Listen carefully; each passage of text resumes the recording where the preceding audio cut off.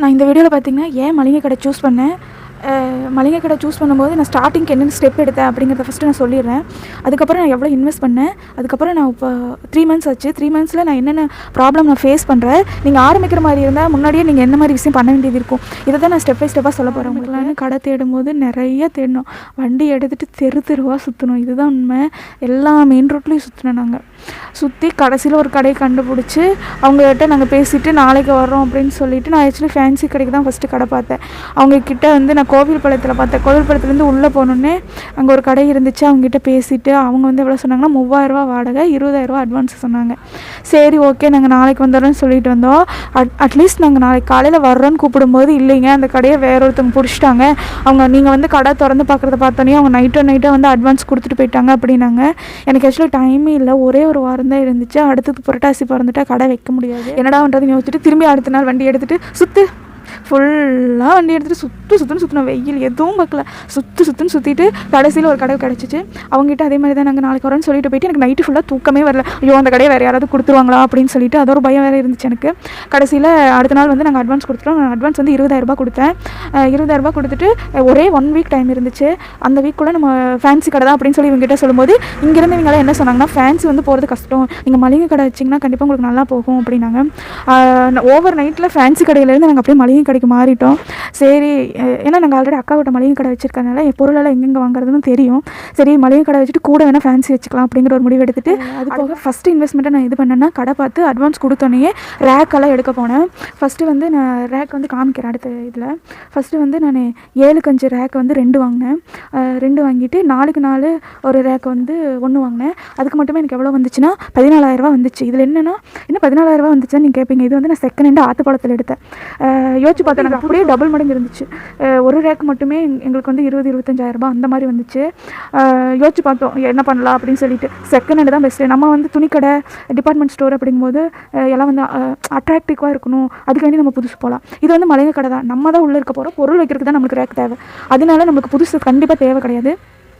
அதனால நாங்கள் பழசே போயிட்டோம். பழசு போய் இந்த 3 ரேக் வந்து 14000, அப்புறம் முன்னாடி வைக்கிற அந்த ஷோகேஸு அந்த இதுக்கெல்லாமே வந்து ஒரு 8500 வந்துச்சு. ஒரு ஃபேன்சி ஐட்டம் வைக்கிறக்கு ஒரு ரேக்கும், அந்த முன்னாடி அந்த பிஸ்கட் இதெல்லாம் அடிக்க வைக்கிறக்கு ஒரு ரேக்கும், அதுக்கு வந்து ஒரு 8500 வந்துச்சு. மொத்தம் எங்களுக்கு வாடகை வந்து ஒரு 2500 வந்துச்சு.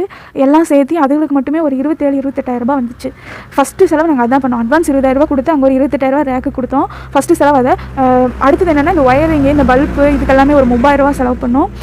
அதெல்லாம் முடிச்சுட்டு அடுத்த நாள் தான் நாங்கள் மளிகை ஜாமானுக்கு போய், இந்த மளிகை ஜாமான்னா அரிசி மட்டும் கிடையாது, மீத்து இந்த சோப்பு, ரவை, கூல்ட்ரிங்க்ஸு இதுக்கெல்லாமே ஒரு 60,000, அது போக இந்த சாதத்துக்குமே ஒரு 21,000, அது போக இந்த மிட்டாயி, சாக்லேட்ஸு, இந்த மாதிரி முறுக்கு மிச்சர் இந்த மாதிரி ஐட்டங்களுக்கு வந்து ஒரு 3000 செலவு பண்ணோம். ஃபஸ்ட் இன்வெஸ்ட்மெண்ட் அதை செலவு பண்ணி கொண்டு வந்து கடையில் வச்சோம். அப்போ கடை வந்து நிறைஞ்ச மாதிரியெல்லாம் இருக்காது, கடையில் கொண்டு வந்து வச்சோம்.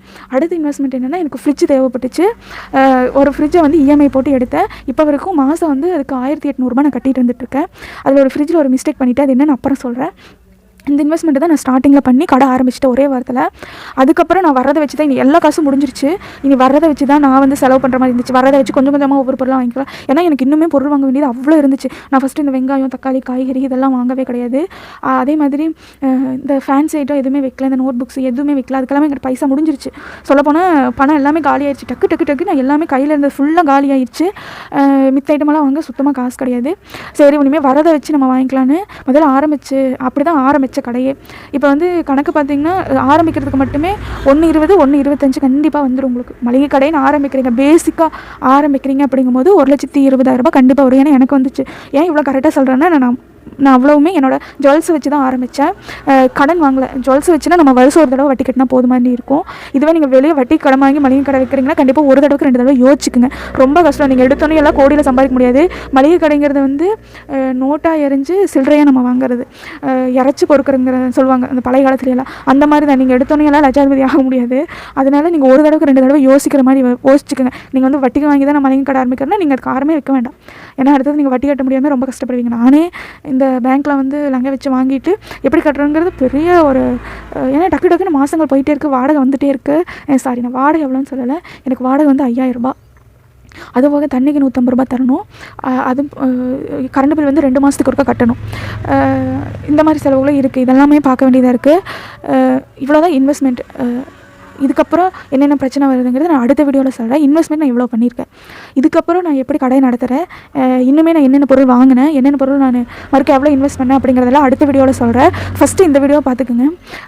நீங்கள் ஆரம்பிக்கிறீங்க, வீட்டில் இருக்கிற லேடிஸ் அப்படிங்கும்போது கண்டிப்பாக நீங்கள் ஆரம்பிக்கிங்க. இதுவே வாடகை இல்லாமல் சொந்த கடையாக இருந்தால் மளிகை கடை கண்டிப்பாக லாபம் தான். கண்டிப்பாக 2 பேர் இருக்கிற மாதிரி இருக்கும். கொஞ்சம் பெரிய கடையாக வைக்கும்போது 2 பேர் இருக்கிற மாதிரி இருந்தால் கொஞ்சம் நல்லாயிருக்கும். இல்லை ஒருத்தராக கூட ஆரம்பிக்கலாம். ஏன்னா நான் வந்து ஒருத்தியாக தான் சமாளிச்சுட்டு இருக்கேன். ஏன்னா ஹஸ்பண்டுக்கு வேறு வேலை இருக்கனால நான் ஒருத்தியாக சமாளிச்சுட்டு இருக்கேன். கண்டிப்பாக சமாளிக்கலாம், கொஞ்சம் கஷ்டமாக இருக்கும், அவ்வளோதானோ தவிர. அதே மாதிரி நீங்கள் கடைக்குள்ளேயே தங்குற மாதிரியோ இல்லை பக்கத்தில் எங்காவது தங்குற மாதிரியோ பார்த்துக்கோங்க. கொஞ்சம் தூரமாக இருந்து வர மாதிரி இருந்தால் ரொம்ப கஷ்டம். ஏன்னா எனக்கு அதுதான் ஃபஸ்ட்டு ட்ராபேக்காக இருக்குது. நான் கிட்டத்தட்ட 7 கிலோமீட்டர் தள்ளி இருக்கேன் எங்கள் வீட்டுக்கும் இந்த கடைக்கும்.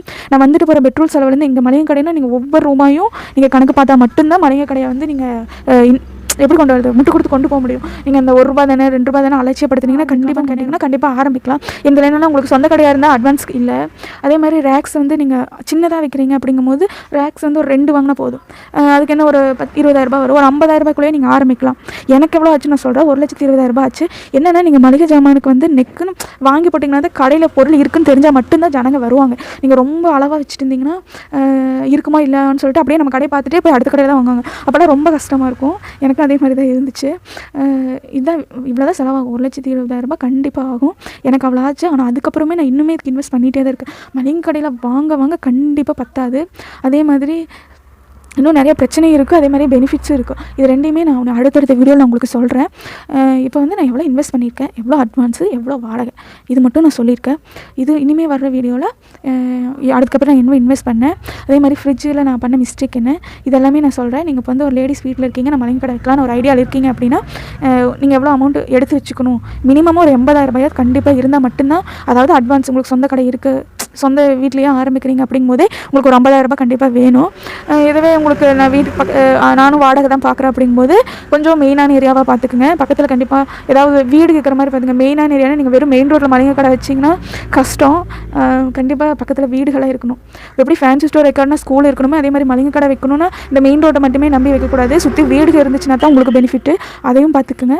இந்த 2ம் தான். சரி, ஓகே. நான் அடுத்த வீடியோவில் என்னென்ன பிரச்சனை இருக்குது, எப்படி எந்த மாதிரியெல்லாம் கஸ்டமர் நம்மகிட்ட கேட்பாங்க, இதெல்லாம் பற்றி நான் சொல்கிறேன். ஃபஸ்ட்டு இந்த வீடியோ இதோட முடிச்சுக்கிறேன். இந்த வீடியோ பிடிச்சிருந்தா லைக் பண்ணி சப்ஸ்கிரைப் பண்ணி ஷேர் பண்ணிடுங்க. அதே மாதிரி பெல் ஐக்கான் கிளிக் பண்ணி வச்சுக்கோங்க. அடுத்த வீடியோவில் சொல்கிறேன். நான் ஏன் இந்த முடிவு மளிகை கடையை வைக்கலாங்கிற ஐடியாவில் வந்தேங்கிறத நான் இனி வர வீடியோவில் சொல்கிறேன். தேங்க்யூ.